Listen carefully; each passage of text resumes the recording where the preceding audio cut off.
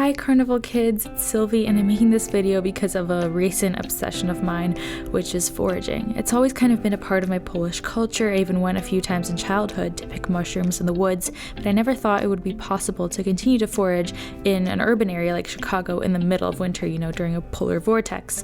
But it's because of this creator named Alexis Nicole, or blackforager, that I was able to do just that. Upon doing some initial research, I found that to distinguish pines from other evergreens, you can look at the long, thin needles, and that red pines have needles that grow in groups of 2, which is what was in my area. I picked a small amount from nearby to use for the cookies, and I know they're not as fragrant and amazing as they would be in other seasons, but it's the best I could do in the winter. Make sure to only use land that you have the rights to forage on, because you don't want the popo after you. And seriously, also check if the plants you're planning to forage have pesticides on them, because you do not want that in your diet. That is toxic.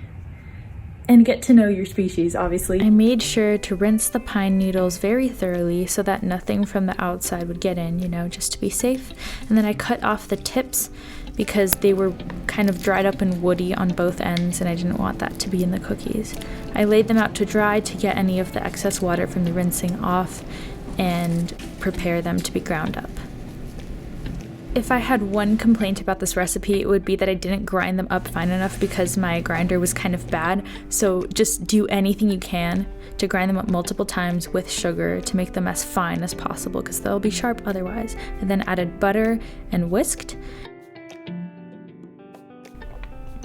I then cracked an egg in and mixed again, and sifted in some flour enough to have a pretty doughy consistency to altogether make this pretty sus looking dough.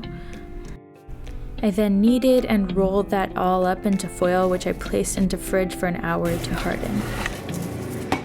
After the hour was up, I simply cut up that roll into slices and placed it in the oven for 12 minutes, upon which it came out looking like this. Overall, 10 out of 10, except next time I would try this, I would grind up my needles much more finely than I did.